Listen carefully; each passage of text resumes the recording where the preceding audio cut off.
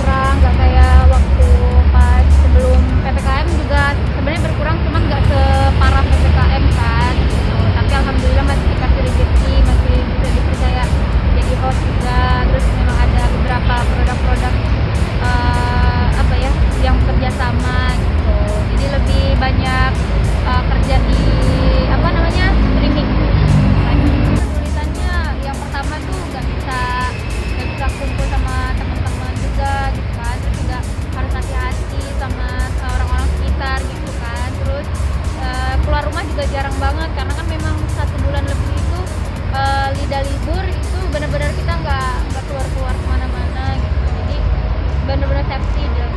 Kalau aku sih lebih ke ini ya, jaga mood terus juga jaga imun, kayak tetap selalu bahagia, selalu senang gitu, karena menurut aku kalau hati dan batin kita tuh senang pasti bakal pengaruh ke fisik juga.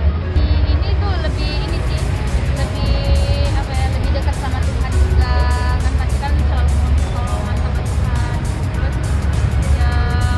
Udara juga makin berkurang ya kan, apalagi di Jakarta juga kan termasuk polusinya juga sangat-sangat apa ya, agak ekstrim gitu kan. Jadi ada pandemi ini tuh jadi lebih bersih udaranya gitu, terus apa ya, lebih banyak apa sih namanya, waktu untuk diri sendiri sih. Ngomongin masalah pernikahan impian kamu, ya kan kalau wanita kan pasti punya. Kalau kamu sendiri ada pernikahan impian kamu seperti apa? Apa ya? Aku sih nggak neko-neko, yang penting sakral, yang penting niatnya baik, itu aja sih. Kalau untuk masalah tema-tema tuh ya itu nanti bisa dibicarain lah, tapi yang penting tuh hikmatnya dulu. Apa? Sama pasangan juga dong. Ya kan, tak nyusul nggak sih nanti tahun depan apa tahun ini? Aduh, nggak tahu lah itu kalau jodoh ya. Dateng.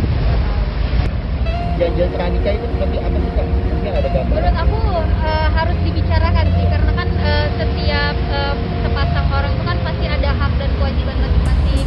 Mungkin ada keinginan dan juga ada yang tidak diinginkan gitu. Jadi harus benar-benar dikompromi dulu sebelum sama-sama gitu loh. Karena takutnya nanti kaget. Mending dibicarain awal biar nanti pas udah sama-sama itu udah terbiasa gitu, udah tahu masing-masing, udah tahu apa yang nggak boleh dan yang dibolehkan gitu. Sebenarnya penting sih perjanjian pranikah itu karena sangat-sangat membantu dan juga mengurangi resiko pertengkaran di dalam rumah tangga.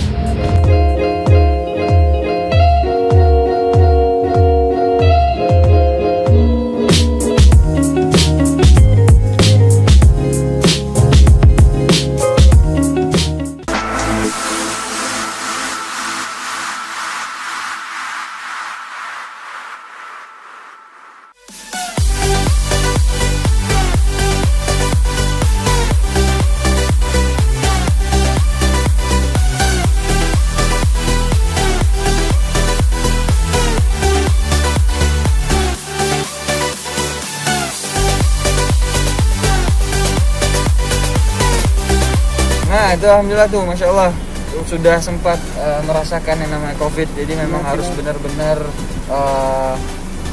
protokol kesehatan itu nomor 1 ya.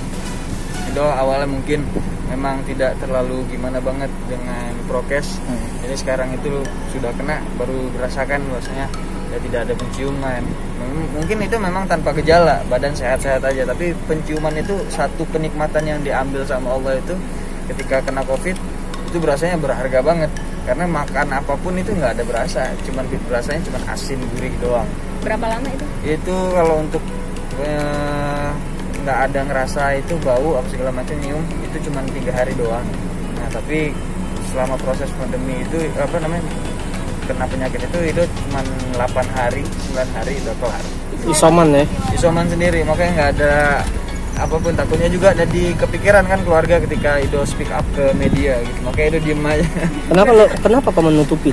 Karena keluarga tahu gitu? Bukan itu suatu aib, bukan ya, tapi takut aja ketika memang kabar orang tua atau orang-orang sekeliling yang mendengar itu jadi panik jadinya gitu. Wah, yang tadinya mereka mendengarkan orang-orang berita-berita orang lain, sekarang orang terdekatnya, wah dekat banget pandeminya gitu. Dan berita-berita kan banyak menyuguhkan yang namanya COVID terus kan nggak ada putusnya gitu. Jadi takutnya kedoktrin dengan hal itu yang nggak baiknya gitu. Jadi kecuci dengan otak yang namanya COVID itu bahaya banget ya, takut banget. Jadi membuat jujur kalau Iki ngelihat Ido gitu, jadi Iki ngerasa deg-degan juga nih COVID nih, jadi padahal nggak kena jadi bisa kena jadinya kalau memang memikirkan seperti itu gitu. Pemikiran yang itu jadi imun jadi turun kan. Tapi sempat Iki khawatir juga tuh pas Ido kena. Ido mau Iki sana aja, jangan pulang-pulang. Jadi Iki mah santai aja lah gitu, karena nggak mau ngambil pusing ketika mau kena.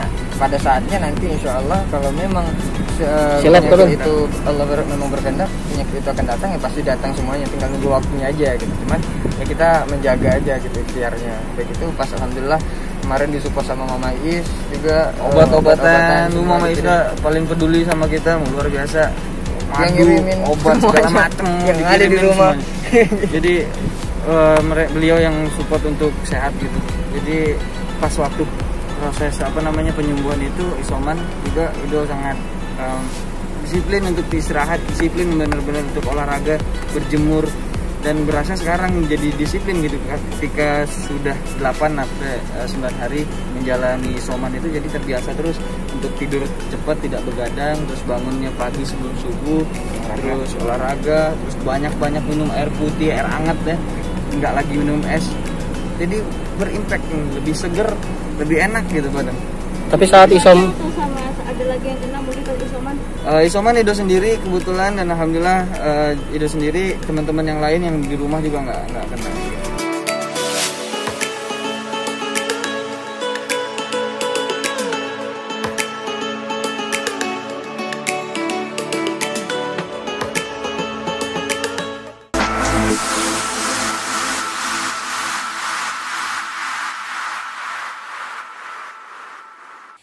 Ternyata memang benar banyak orang yang mengubah gaya hidupnya setelah terkena COVID-19 atau setelah sakit. Padahal ya sebetulnya bisa kita ubah dari sekarang, jangan nunggu sakit dulu ya. Nah kalau bicara tentang perjanjian pranikah ternyata ini memang perlu ya, walaupun memang di kita sebagai orang timur ini agak tidak lazim. Tapi coba pikirkan ke depannya supaya tidak menjadi ribet. Nah itu dia cerita dari E-Celebrity kali ini, jangan lupa nonton terus E-Celebrity cuma di Elsinta TV setiap hari Sabtu dan Minggu jam 13.30. Dari saya kita Nur pamit, sampai jumpa lagi. Bye-bye.